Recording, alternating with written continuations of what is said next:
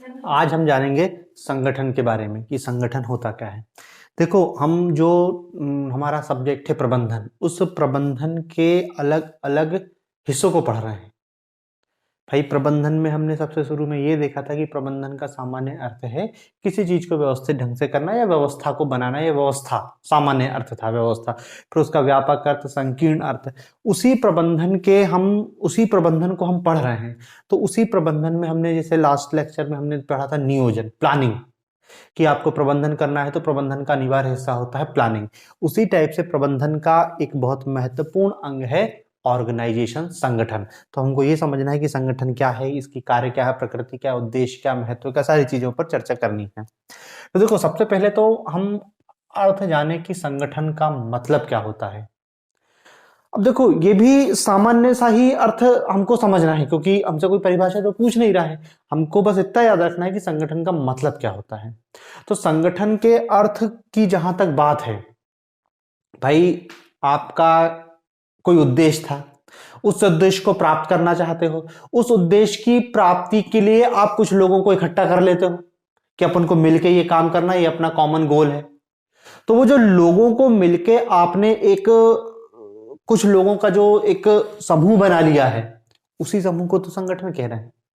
अब चाहे वो प्रशासनिक संगठन हो, चाहे वो आपकी फैक्ट्री का संगठन हो, या अन्य कोई संगठन हो सकता है, लेकिन संगठन की सामान्य सा मतलब यह है कि कॉमन गोल को प्राप्त करने के लिए बनाया गया व्यक्तियों का एक समूह को ही हम क्या कह रहे हैं, संगठन कह रहे हैं। अब इस संगठन में हमको देखो दोनों चीज दिखाई देंगी, व्यक्तियों का समूह भी है और वो ढांचा भी है जिससे व्यक्ति जुड़े हुए हैं।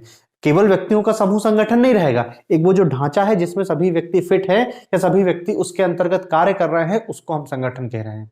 मतलब सामान्य अर्थों में जब हम संगठन की बात करते हैं तो हमारे लिए संगठन का मतलब यह होता है कि कुछ व्यक्ति मिलकर जब कॉमन गोल की प्राप्ति के लिए एक साथ इकट्ठे होते हैं, तो इकट्ठे हुए लोगों का जो समूह है उसी को हम संगठन कह रहे हैं। ठीक है ना। अब ये तो सामान्य सा अर्थ है, हमने समझने के लिए बताया। हमको मेन समझना है परिभाषाएं। इन परिभाषाओं को हमको याद रखना है। जैसे सबसे पहली परिभाषा है लुईस एलन की।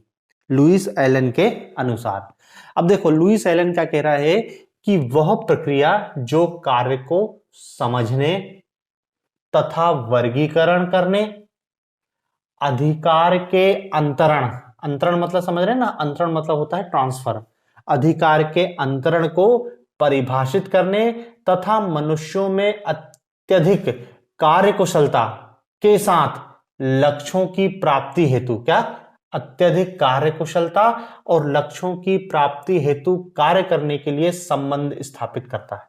अब देखो, परिभाषा थोड़ी सी लंबी है, इसको टुकड़ों में तोड़ के आपको याद रखना है कि एक प्रोसेस है संगठन, जिसमें क्या हो रहा है, जो कार्यों को समझने तथा वर्गीकरण करने, मतलब कार्यों को समझने में मदद मिलती, कार्यों का वर्गीकरण किया जाता है, वर्गीकरण करने, अधिकार के अंतरण को परिभाषित करने, जो पावर ऑफ ट्रांसफर है उसको परिभाषित करने, और मनुष्य की कार्यकुशलता में वृद्धि करने और लक्ष्यों की प्राप्ति करने हेतु संबंध स्थापित करती, उसी को संगठन कहते हैं।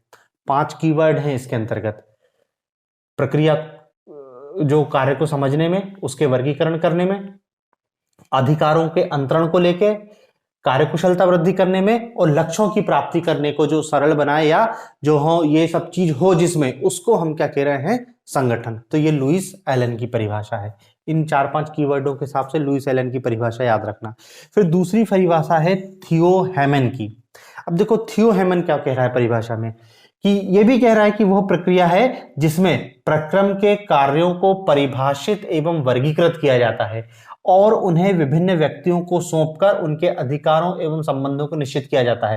देखो, थोड़ी थोड़ी परिभाषा यदि अर्थ समझोगे तो समान अर्थ ही दे रहे हैं दोनों की परिभाषा। इसमें भी क्या कह रहा है कि किसी प्रक्रम के कार्यों को परिभाषित, कि कोई ऑर्गेनाइजेशन है, कोई संगठन है, वहां पे कोई जो लोग मिलके काम कर रहे हैं, वहां पे उनके कार्यों को परिभाषित करेगा, उनको वर्गीकृत करेगा और उन्हें विभिन्न व्यक्तियों को सौंपकर, जो लिखा ना इधर अधिकारों का अंतरण, उसी को यहां पे विस्तारित करके लिख दिया है कि विभिन्न व्यक्तियों को सौंपकर उनके अधिकारों एवं संबंधों, उनके अधिकारों एवं संबंधों को निश्चित किया जाता है। तो देखो थियो हेमन भी कुछ उसी तरह की बात कर रहा है कि कार्यों को परिभाषित कर रहा है संगठन, उनको वर्गीकृत कर रहा है और उनमें विभिन्न व्यक्तियों को सौंपकर उनके अधिकारों एवं संबंधों को निश्चित किया जाता है संगठन के अंतर्गत। ठीक है ना। फिर तीसरी परिभाषा है उर्विक की। उर्विक क्या कह रहा है कि किसी कार्य को पूरा करने के लिए किन किन क्रियाओं को किया जाए इसका निर्धारण करना एवं क्रियाओं को व्यक्तियों में आवंटित करना ही संगठन है। किसी कार्य को पूरा करने के लिए किन किन क्रियाओं को किया जाए इसका निर्धारण करना, किन किन क्रियाओं को किया जाए इसका निर्धारण करना एवं क्रियाओं को व्यक्ति में आवंटित करना ही संगठन है। ठीक है ना।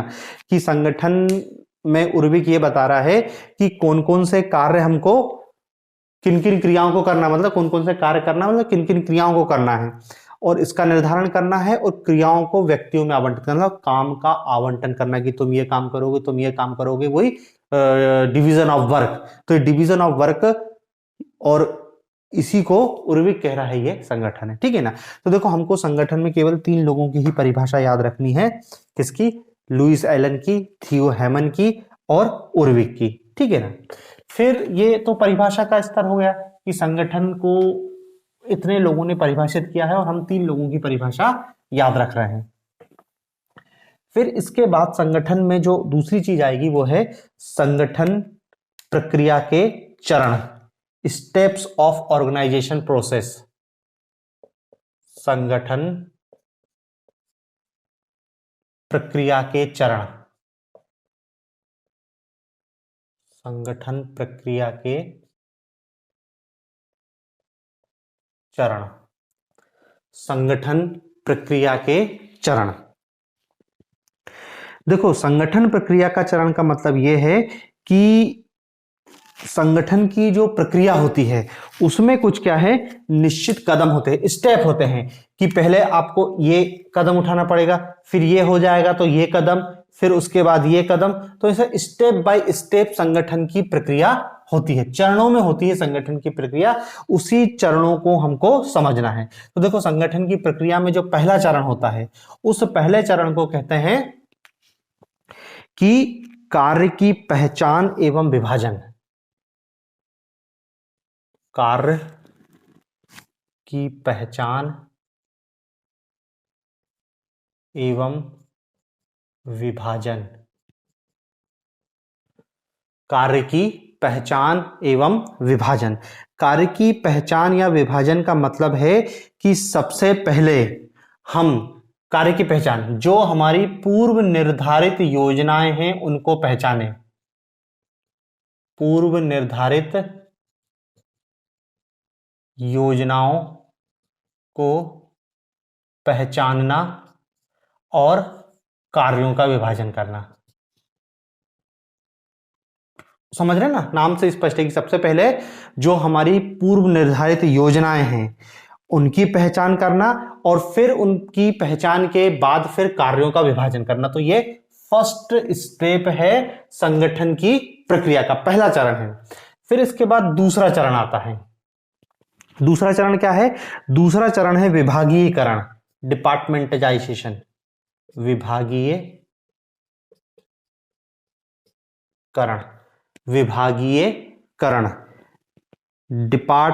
डिपार्टमेंटाइजेशन। इसका मतलब क्या होता है कि देखो हमने कार्य की पहचान करी, पूर्व निर्धारित योजनाओं के आधार पर कार्यों की पहचान की, फिर उन कार्यों को अलग अलग विभागों में बांट दिया, विभागों में बांट दिया। कार्य किया, कार्य को अलग अलग विभागों में बांट दिया, अलग अलग विभागों में मतलब भाई विभागीकरण कर दिया। ये उनने कहा कि उत्पादन विभाग है, ये उनने कहा कि विपणन विभाग है, ये फिर उनने कहा कि जो संरक्षण है कि प्रोक्योरमेंट करिए जाएगा, ये संरक्षण। अलग अलग कार्यों के लिए अलग अलग विभाग का निर्माण कर दिया। तो दूसरा जो चरण आएगा वो क्या कहलाएगा? विभागीयकरण। फिर तीसरा चरण जो आता है वो होता है कर्तव्यों का निर्धारण, कर्तव्यों का निर्धारण, कर्तव्यों का निर्धारण। कर्तव्यों का निर्धारण। कर्तव्यों के निर्धारण से मतलब यह है कि भाई जब आपने विभाग बना दिए हैं तो विभाग और उसके सदस्यों को काम सौंप दिया जाए।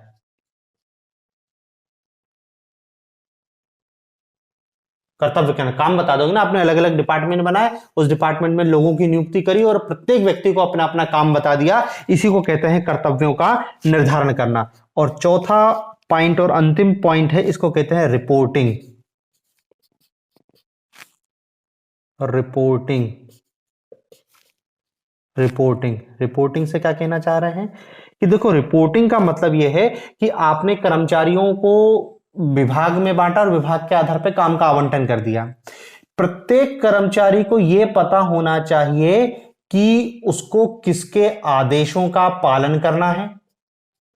किसके आदेशों का पालन, मतलब उसका बॉस कौन है, एक बॉस है, उसका उसके आदेशों का पालन करना है, ठीक है ना। और उसकी जवाबदेहिता किसके प्रति होगी, जवाबदेहिता किसके प्रति होगी। उसकी दो चीजें हैं रिपोर्टिंग में कि जो कर्मचारी है उसको स्पष्ट पता होना चाहिए कि उसको किसके आदेशों का पालन करना है और वो किसके प्रति जवाबदेह। सामान्यतः संगठन में दोनों टाइप के होते हैं। कई बार क्या होता है कि एक कर्मचारी जिस अधिकारी के प्रति जवाबदेह है उसी के आदेशों का पालन करता है, लेकिन कई बार ऐसा हो जाता है कि जवाबदेह किसी और के प्रति होता है और आदेशों का किसी और के लिए पालन करना होता है, लेकिन यह भी स्पष्ट होना चाहिए, ठीक है ना। तो देखो, यही है आपकी संगठन प्रक्रिया के चरण। पहला है कार्य की पहचान एवं विभाजन, दूसरा फिर है विभागीकरण, तीसरा है फिर कर्तव्यों का निर्धारण और चौथा है रिपोर्टिंग, ठीक है ना। फिर इसके बाद हम जो देखेंगे वो है संगठन के उद्देश्य। संगठन के उद्देश्य क्या हैं।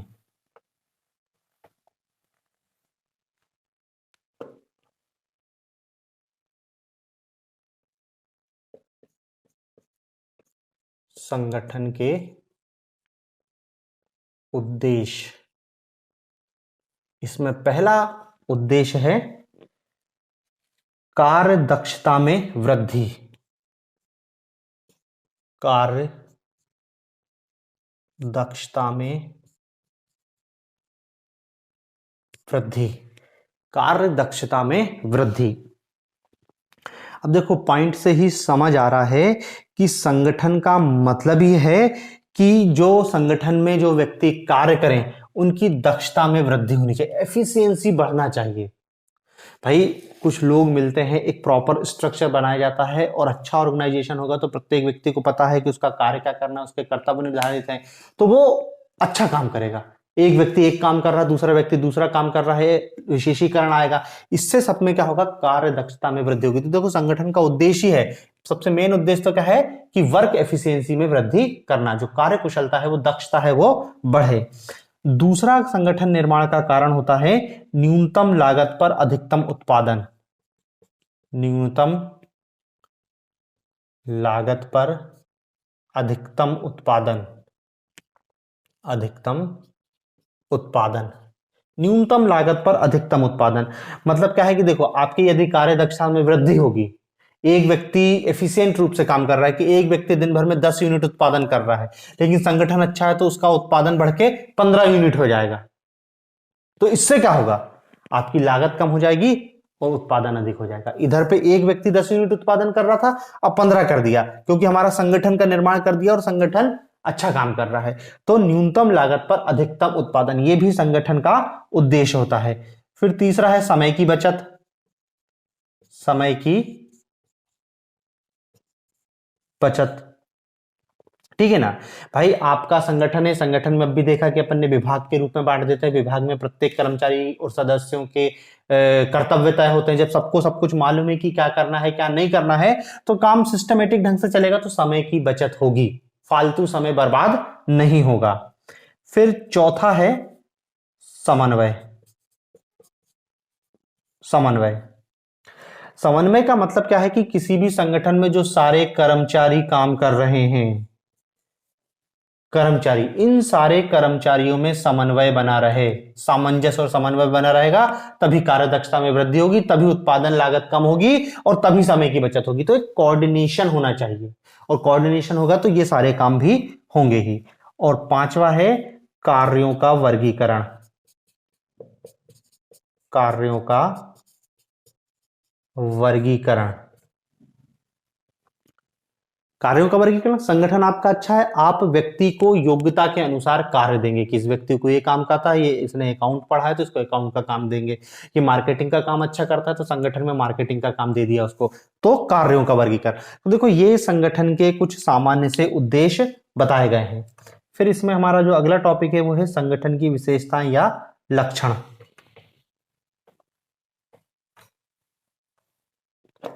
संगठन की विशेषताएं या लक्षण, संगठन की विशेषताएं या लक्षण। पहली विशेषता है सर्वव्यापकता। सर्वव्यापकता, देखो ये लक्षण तो अपन शुरू से देख रहे हैं, अपन ने जो प्रबंधन पढ़ा था प्रबंधन में भी लिखा था कि प्रबंधन सर्वव्यापक है, नियोजन पढ़ा था नियोजन में भी लिखा कि सर्वव्यापक है, क्योंकि देखो सब इंटरलिंक्ड है भाई। बिना प्रबंधन के तुम नियोजन नहीं करोगे, बिना नियोजन के प्रबंधन नहीं होगा, और संगठन इन सबके लिए जरूरी है। तो हर जगह जहां पे भी काम हो रहा है, जहां पे भी प्रबंधन हो रहा है, वहां पर संगठन तो होगा। बिना संगठन के कोई प्रबंधन सही ढंग से काम नहीं कर सकता। संगठन छोटा हो सकता है, बड़ा हो सकता है, स्थायी हो सकता है, अस्थायी हो सकता है, औपचारिक हो सकता है, अनौपचारिक हो सकता है, बहुत सारे प्रकार हो सकते हैं, लेकिन संगठन होगा जरूर। तो वही कह रहे हैं कि संगठन यूनिवर्सल है, जहां जहां प्रबंधन है वहां सब जगह संगठन होगा। दूसरा क्या है, जब संगठन है तो संगठन का एक निर्धारित उद्देश्य होगा। पहले देखा है परिभाषा में लिखा है कि उद्देश्य निर्धारित नहीं होगा तो लोग इकट्ठे नहीं होंगे, तो एक कॉमन गोल होना चाहिए। तीसरा इसका क्या बताया गया है कि लक्ष्य प्राप्ति, लक्ष्य प्राप्ति। लक्ष्य प्राप्ति से क्या मतलब क्या है कि जैसे उद्देश्य निर्धारित किया गया था कि संगठन के निर्माण में उद्देश्य तय किया गया था कि संगठन में जो लोग जुड़ रहे हैं वो किस गोल के आधार पर जुड़ेंगे, इसी टाइप से लक्ष्य प्राप्ति है। लक्ष्य प्राप्ति में यह बताया गया है कि निर्माण के समय ही एक लक्ष्य निर्धारित किया जाता है,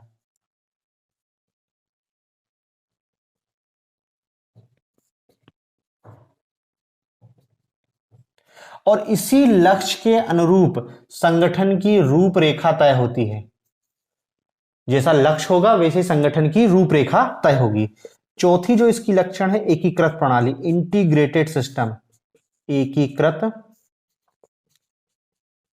प्रणाली। एकीकृत प्रणाली में क्या कहना चाह रहे हैं, देखो एकीकृत प्रणाली से मतलब यह है कि वही समन्वय होना चाहिए सभी कर्मचारियों में, टीम स्पिरिट होनी चाहिए, टीम भावना, क्योंकि यहां पर जो संगठन होगा, संगठन में जो उत्पादन होगा उसमें क्या है, सामूहिकता से काम होता है, अकेले कोई काम नहीं होता है, सामूहिकता। और सामूहिकता तभी आएगी जब एकीकृत प्रणाली होगी, ठीक है ना। तो संगठन में एकीकृत प्रणाली अवश्य होती है। पांचवी जो इसकी विशेषता है शीर्ष प्रबंधन का नेतृत्व, शीर्ष प्रबंधन का नेतृत्व, शीर्ष प्रबंधन का नेतृत्व, लीडरशिप। मतलब कहना क्या चाह रहे हैं कि संगठन में जो शीर्ष प्रबंधन है वो निचले स्तर तक नेतृत्व प्रदान करता है, एक लीडर होता है और उसके नीचे पूरा संगठन काम करता है। और छठवीं इसकी विशेषता है कि गतिशील प्रक्रिया है, यह एक गतिशील प्रक्रिया है। संगठन एक कैसी है, गतिशील प्रक्रिया है। गतिशील प्रक्रिया मतलब क्या है कि कभी ना रुकने वाली सतत प्रक्रिया। जब सार्वव्यापिकता है, सार्वभौमिकता है, तो स्वाभाविक सी बात क्या है कि ये एक कभी ना रुकने वाली प्रक्रिया, ये हमेशा चलती ही रहेगी, ठीक है ना। तो ये आपके, ठीक है ना, ये आपके संगठन के कुछ मूल लक्षण हो गए हैं। संगठन की विशेषताएं पूछे या लक्षण पूछे, आपको इतना ही बताना है। फिर इसमें हमको देखना है संगठन का महत्व। संगठन का महत्व। और देखो संगठन का महत्व भी बहुत कॉमन सी बात ही देखेंगे अपन, संगठन का महत्व, इंपॉर्टेंस। तो देखो संगठन के महत्व में हम इन चीजों को बताएंगे कि कोई भी जो संगठन बनता है, अभी देखो हमने संगठन के उद्देश्य देखे, संगठन के उद्देश्य में क्या देखा कि भाई संगठन से कार्य कुशलता में वृद्धि होती है, न्यूनतम लागत पर अधिकतम उत्पादन होता है, समय की बचत होती है, समन्वय होता है, कार्यों का वर्गीकरण किया जाता है। इसी से मिलते जुलता क्या है, हम संगठन के महत्व को बताएंगे कि भैया कार्यों के कुशल निष्पादन के लिए हमको एक अच्छा संगठन होना जरूरी है, ठीक है ना। तो देखो इस संगठन का महत्व आप सबसे पहला बिंदु बताओगे कि विशिष्टीकरण के लाभ, विशिष्टीकरण के लाभ, विशिष्टीकरण के लाभ। विशिष्टीकरण के लाभ का क्या मतलब है कि देखो वही बात है, पहले ही बताया कि संगठन में कार्य का विभाजन होता है, एक व्यक्ति एक कार्य करता है, वो कार्य वो लंबे समय तक करेगा, तो स्वाभाविक सी बात है कि उसमें स्पेशलाइजेशन हो जाएगा, और स्पेशलाइजेशन हो जाएगा तो वो उसकी एफिशिएंसी बढ़ेगी, तो प्रोडक्ट अच्छा बनेगा, वो व्यक्ति उस कार्य को कार्य करने में पारंगत हो जाएगा, कार्य कुशल हो जाएगा, तो वही उस कार्य कुशलता का लाभ पूरे संगठन को मिलेगा, तो वही विशिष्टीकरण का लाभ। मतलब संगठन का सबसे महत्व क्या होता है कि इससे व्यक्ति में स्पेशलाइजेशन आता है और उस स्पेशलाइजेशन का लाभ पूरा लक्ष्य प्राप्ति में हमको मिलता है। दूसरी इसकी जो महत्व है वो है कार्य करने में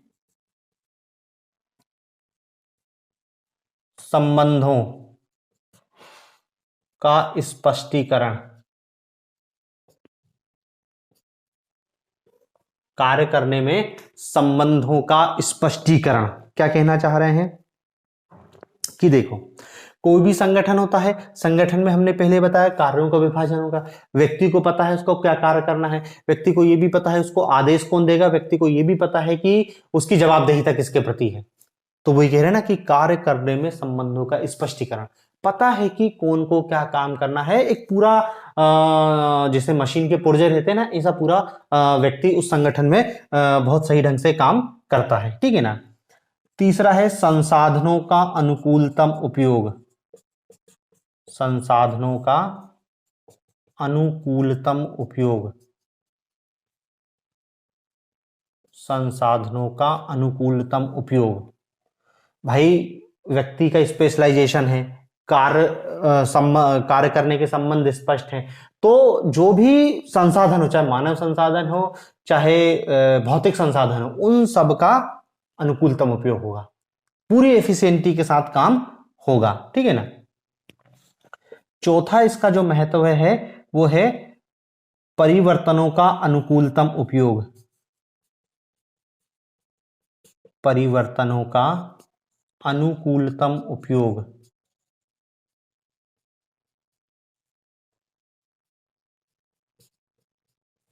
परिवर्तनों का अनुकूलतम उपयोग। अनुकूलतम उपयोग में मतलब कहना क्या चाह रहे हैं कि भैया देखो कोई भी संगठन है, यदि वो संगठन उसको सरवाइव करना है, कोई भी संगठन है या कोई भी जो संस्था है उसको यदि सरवाइव करना है तो समय के साथ उसको परिवर्तन करना होगा, और परिवर्तन आसान तब हो जाता है जब आपका संगठन अच्छे से बना हो। यदि संगठन सही है, कोई संस्था है जिसका एक लक्ष्य है, उसको पाने के लिए उसने अपना एक ऑर्गेनाइजेशन बनाया है, तो वो परिवर्तनों को आसानी से डाइजेस्ट कर लेगा, मतलब उनका उपयोग करेंगे।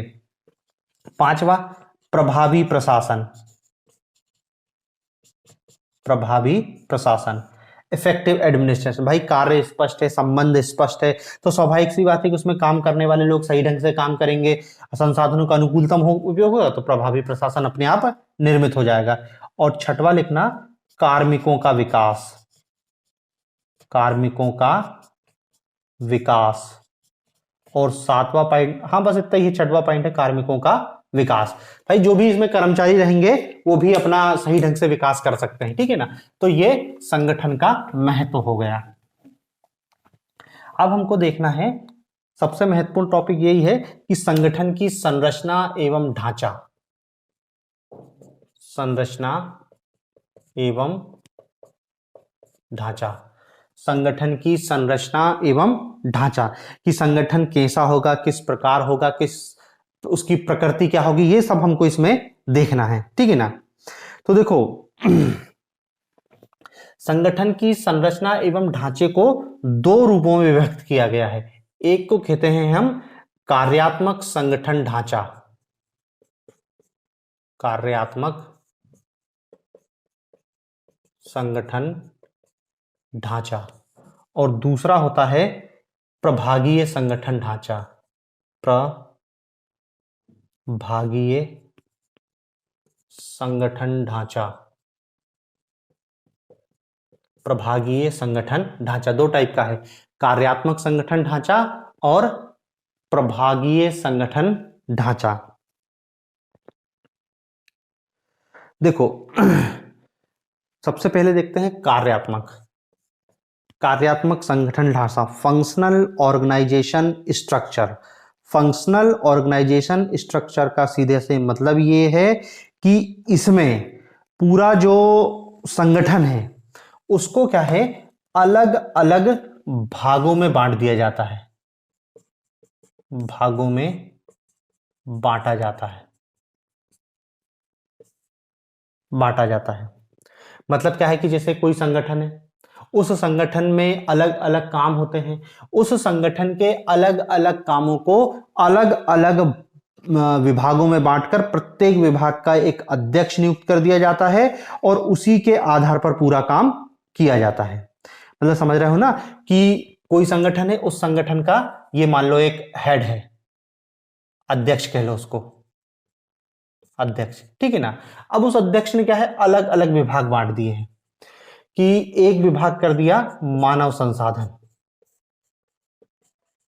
मानव संसाधन, एक विभाग कर दिया मार्केटिंग विपणन, एक विभाग कर दिया क्रय, ऐसे अलग अलग विभाग कर दिए। भाई कोई संगठन है, उस संगठन का एक एचआर डिपार्टमेंट हर विभाग का, हर संगठन में होता है, कोई भी कंपनी होती है उसका एचआर डिपार्टमेंट होता है, मतलब जो देखता है कि कर्मचारी की नियुक्ति कैसे करना है, उनको प्रशिक्षण कैसे देना है, उनके वेतन भत्ते छुट्टी सारी, एक एचआर डिपार्टमेंट होता है, उसका एक हेड बना दिया, वो सब कुछ देखेगा।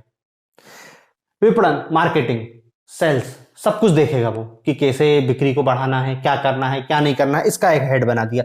तो देखो हर विभाग का एक एक हेड बना दिया और वो हेड के माध्यम से संगठन का ढांचा संचालित किया जाता है, या संगठन उसी के माध्यम से कार्य करता है। तो इसी को कहते हैं क्या, कार्यात्मक संगठन ढांचा, ठीक है ना। फिर दूसरा है प्रभागीय संगठन ढांचा। प्रभागीय संगठन ढांचे में दरअसल होता क्या है कि इसमें निर्मित उत्पादों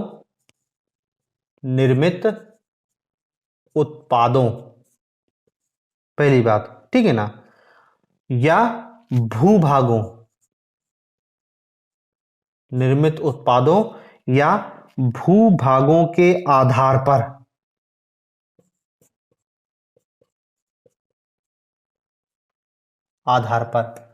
निर्मित उत्पादों या भूभागों के आधार पर संगठन तैयार किया जाता है। अब देखो ये कहना क्या चाह रहे हैं, दो चीज कह रहे हैं, क्या है, निर्मित उत्पादों तथा भूभागों के आधार पर वर्गीकरण किया जाता है। और इस प्रभागीय ढांचे में हमको फिर तीन टाइप के दिखते हैं, मतलब हैं दो, तीन जबरन किया गया है। पहला है उत्पादों के आधार पर, उत्पादों के आधार पर,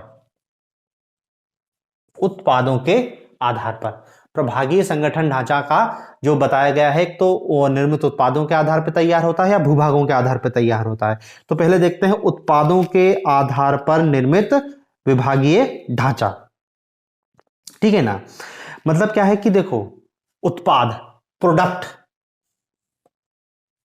प्रोडक्ट बेस्ड का मतलब क्या होता है कि भाई अलग अलग काम, अलग अलग उत्पाद बांट दिया, कि एक को कह दिया कि क्या बोल दिया कि जैसे एक उत्पादन विभाग है, उत्पादन विभाग, ठीक है ना। एक होता है जैसे लेखांकन विभाग, एक होता है जैसे आईटी विभाग, टेलीकम्युनिकेशन विभाग, आईटी विभाग, कोई सा भी विभाग, ठीक है ना। तो इसमें क्या होता है, अलग अलग चीजों के लिए अलग अलग लोगों की नियुक्ति की जाएगी। जैसे हम देख रहे हैं कि उत्पादन विभाग, तो उत्पादन विभाग में भी क्या होगा, बहुत सारी चीजें होंगी। मतलब क्या है कि उत्पादन विभाग में भी वित्त की व्यवस्था होगी, उत्पादन विभाग में भी विपणन होगा, उत्पादन विभाग में भी कार्मिक हो गए, मतलब वही एचआर डिपार्टमेंट, मानव संसाधन, और उत्पादन विभाग में निर्माण भी होगा, ये सारे काम। तो मतलब देखो, एक डिपार्टमेंट है, उस डिपार्टमेंट के नीचे फिर बहुत सारे डिपार्टमेंट है, इसी को कह रहे हैं हम उत्पादों के आधार पे, आईटी बेस्ड। इसके अंतर्गत भी बहुत सारी चीजों की, बहुत सारे विभागों का काम होगा। तो देखो, ये उत्पादन विभाग है, और उत्पादन विभाग में मतलब ये कह रहे हैं कि उत्पादों के आधार पर हम संगठन का ढांचा तय होता है। मतलब देखो, आपको तो तय याद रखना है, संगठन की संरचना या ढांचा दो तरह से तय होता है, एक होता है कार्यात्मक ढांचा, एक को कहते हैं प्रभागी ढांचा। जो कार्यात्मक ढांचा होता है उसमें क्या होता है कि एक अध्यक्ष होता है और उसके अधीन अलग अलग विभागों की नियुक्ति कर जाती है, प्रत्येक विभाग का एक एक अध्यक्ष होता है और वो इसके अधीन काम करता है। फिर दूसरा हम कह रहे हैं प्रभागी संगठन ढांचा। प्रभागी संगठन ढांचे में क्या होता है, निर्मित उत्पाद और भूभागों के आधार पे। तो निर्मित उत्पाद तो देख लिया कि जैसा उत्पाद हुआ वैसा एक विभाग बना दिया। दूसरा क्या कह रहे हैं, भूभागों के आधार पर, भूभागों के आधार पर। देखो, भूभागों के आधार पर कहने का मतलब यह है कि भौगोलिक स्थिति के आधार पर। भौगोलिक स्थिति का मतलब क्या है कि भाई देखो, भूभाग मतलब भौगोलिक स्थिति, भौगोलिक स्थिति। भौगोलिक स्थिति का मतलब क्या है कि भाई देखो, कोई उत्पाद है तो उसका बाजार कहां पर है, उसके उपभोक्ता की क्या स्थिति है, बाजार क्या है, उसका उपभोक्ता क्या है, उनके लिए परिवहन की क्या व्यवस्था है, इसके हिसाब से ढांचा तैयार किया जाता है। तो इसी को कहते हैं भूभाग के भूभाग के आधार पे। और इसमें एक तीस भाग का बोल दिया जाता है अन्य के आधार पर, अन्य क्षेत्रों के आधार पर। मतलब जो बचे वो सब तीसरी कैटेगरी में। तो आप तो बस दो कैटेगरी याद रखना, दो ही कैटेगरी काम की है। तो देखो, यहां पर ये है संरचना का ढांचा, संगठन की संरचना एवं संगठन का ढांचा। इसमें फिर एक चीज और है संगठन के, अब इसको टाइप्स भी कह सकते हो या संगठन के अलग अलग प्रकार कह सकते हैं, सीधी बात यह है। जैसे एक को कहते हैं मैट्रिक्स संगठन। मतलब देखो, ये अलग से क्वेश्चन पूछा जाएगा कि मैट्रिक्स संगठन क्या होते हैं। मैट्रिक्स संगठन, मैट्रिक्स ऑर्गेनाइजेशन। मैट्रिक्स ऑर्गेनाइजेशन में आप एक चीज याद रखो कि देखो, मैट्रिक्स ऑर्गेनाइजेशन एक ऐसा संगठन होगा जिसमें क्या होगा कि जैसे टॉप लेवल पर है संगठन का अध्यक्ष, कुछ भी हो सकता है, उदाहरण के लिए बता रहे हैं, एमडी हो सकता है, सीईओ हो सकता है, अध्यक्ष हो सकता है, मालिक हो सकता है, मैनेजर, कुछ भी होगा, ठीक है ना। ये संगठन का अध्यक्ष है। फिर इस अध्यक्ष के नीचे हो सकता है कि जनरल मैनेजर हो, जनरल मैनेजर, और इस जनरल मैनेजर के नीचे अलग अलग विभाग हो। वही एक एचआर डिपार्टमेंट, मानव संसाधन विभाग, फिर एक क्रय विभाग, एक विपणन विभाग, और प्रत्येक विभाग का एक एक हेड है। प्रत्येक विभाग का क्या हो गया, एक एक हेड हो गया, और ये हेड जनरल मैनेजर के अधीन है और जनरल मैनेजर अध्यक्ष के अधीन है। तो ऐसे जो ढांचा होते हैं या ऐसे जो संगठन होते हैं उसको हम कहते हैं मैट्रिक्स आधारित संगठन, मैट्रिक्स आधारित संगठन, ठीक है ना। और जो मैट्रिक्स आधारित संगठन है, इन मैट्रिक्स आधारित संगठनों को, मतलब क्या है कि देखो, आप ये समझो कि मैट्रिक्स आधारित संगठन एक ऐसा संगठन होता है जिसमें टॉप पर एक लेवल हो, एक व्यक्ति होता है, और फिर उसके नीचे बहुत सारे व्यक्ति समान लेवल पर होते हैं।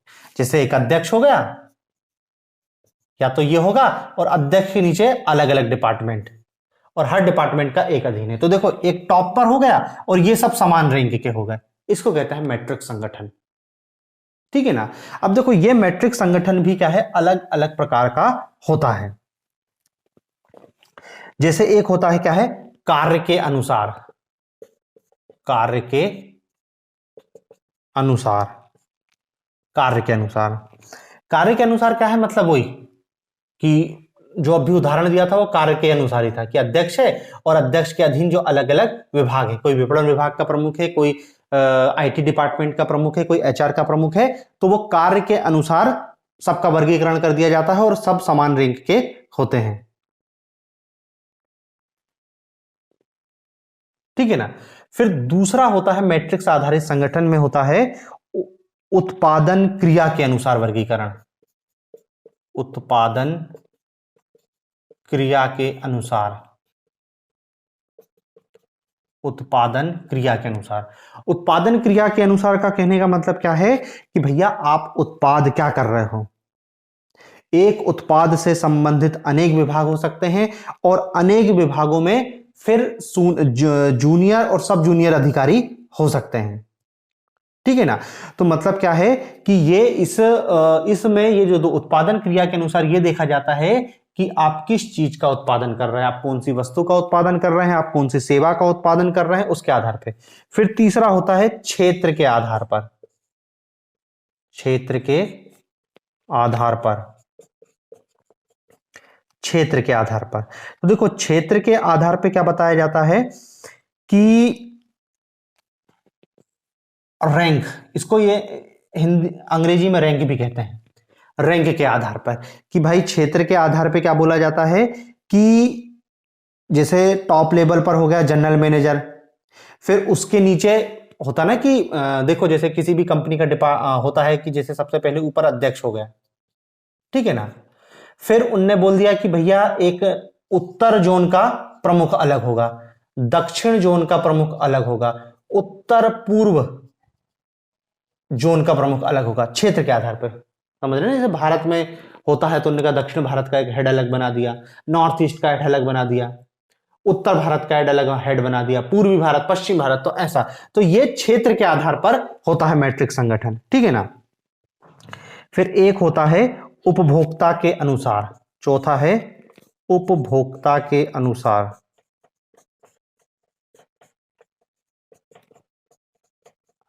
उपभोक्ता के अनुसार ये भी होता है प्राइवेट कंपनियों में।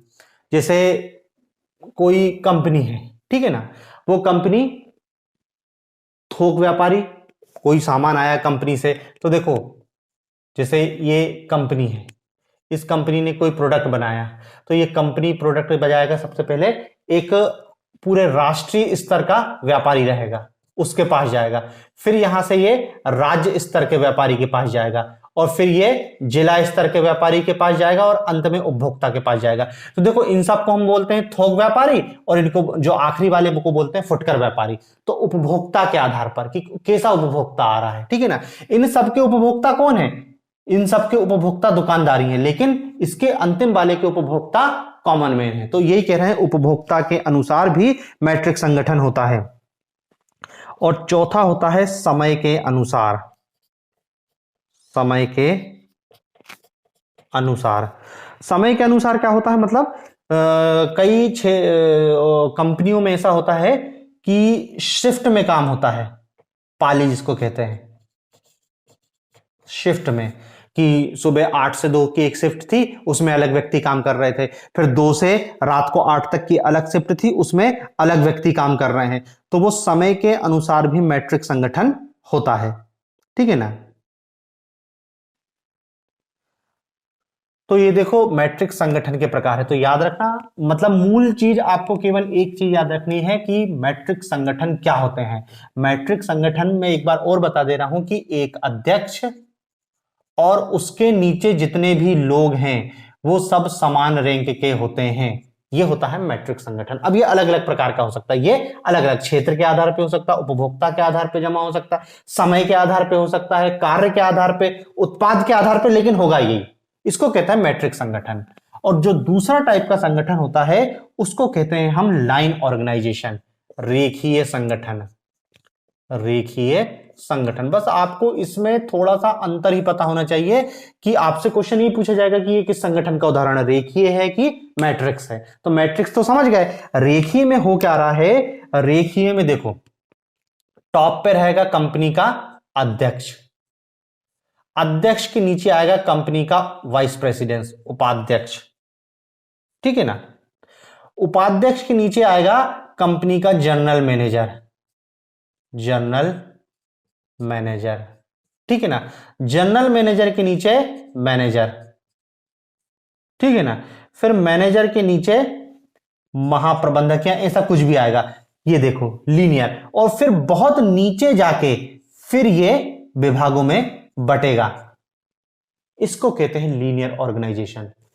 देखो अध्यक्ष को कोई मतलब नहीं, अध्यक्ष उपाध्यक्ष से पूछेगा, उपाध्यक्ष के नीचे एक अधिकारी, उपाध्यक्ष के ऊपर एक अधिकारी, उपाध्यक्ष general manager, general manager manager, फिर ये पूरी लीनियर एक लाइन के रूप में चल रही है, इसलिए इसको क्या बोल देते हैं, रेखीय संगठन। और बहुत निचले स्तर पर मतलब फोरमैन के स्तर पर है या मजदूर के स्तर पर आके ही ये बराबर भागों में बैठता है, नहीं तो ये पूरे लाइन के रूप में चलता है, इसी को लीनियर संगठन कहते हैं,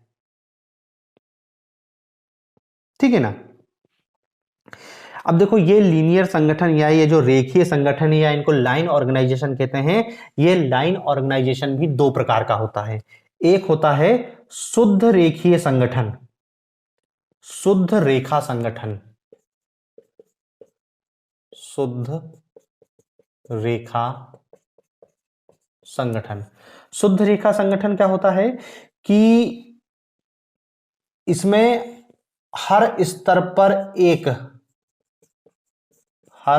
पर लाइन, जो शुद्ध प्योर लाइन ऑर्गेनाइजेशन है उसमें क्या है कि हर स्तर पर सभी व्यक्ति एक ही प्रकार के कार्य करते हैं, हर स्तर पर सभी व्यक्ति एक ही प्रकार का कार्य करते हैं, एक ही प्रकार का कार्य करते हैं, एक ही प्रकार का कार्य करते हैं। हर स्तर पर सभी व्यक्ति एक ही प्रकार का कार्य करते हैं और उनका समूह केवल पर्यवेक्षण और नियंत्रण के लिए होता है, करते हैं उनका पर्यवेक्षण और नियंत्रण, उनका पर्यवेक्षण और नियंत्रण ये अलग अलग प्रकार से होता है। मतलब देखो कहना ये चाह रहे हैं कि जैसे कोई संगठन है उसमें सबसे अंतिम स्तर पर श्रमिक हैं, अब श्रमिक तो सभी श्रमिक समान रूप से काम कर रहे हैं, लेकिन हो सकता है इन श्रमिकों पर पर्यवेक्षण और नियंत्रण अलग अलग डिपार्टमेंट करें, कि हो सकता है इस पर प्रबंधक भी इन पे नजर रखता हो या इन पे फिर जो एचआर डिपार्टमेंट हो वो भी नजर रख रहा हो। तो इसको कहते हैं शुद्ध रेखीय संगठन, कि इसमें सबसे निचले स्तर पर जो कर्मचारी काम करते हैं वो सभी एक ही प्रकार का कार्य करते हैं, लेकिन पर्यवेक्षण और नियंत्रण सब पे अलग अलग होता है। और दूसरे टाइप का होता है विभागीय रेखा संगठन, विभागीय रेखा संगठन। विभागीय रेखा संगठन के मतलब यह होता है कि इसमें एक विभाग प्रमुख होता है, विभाग प्रमुख, एक विभाग प्रमुख होता है और वो विभाग प्रमुख नीचे के अनेक विभागों पर नजर रखता है, अनेक विभागों पर नजर रखता है, ठीक है ना। इसको विभागीय रेखा संगठन कहते हैं। लेकिन याद रखना वास्तविक रेखीय संगठन का उदाहरण ये है, इसलिए इसको शुद्ध रेखीय संगठन कह रहे हैं, ये तो विभाग बन जाते हैं, ठीक है ना। तो आप तो बस दो चीज याद रखना, मैट्रिक्स संगठन किसको कहते हैं और रेखीय संगठन किसको कहते हैं। आपको यदि मैट्रिक्स और रेखीय का अंतर पता है तो आपसे क्वेश्चन बन जाएगा। बाकी ये प्रकार का इतने डीप में तो मुश्किल जाए, लेकिन बस आपको रेखीय और मैट्रिक्स पता होना चाहिए, क्योंकि अभी और भी प्रकार के ऑर्गेनाइजेशन आएंगे, ठीक है ना। तो उसको अब दूसरे वीडियो में देखेंगे।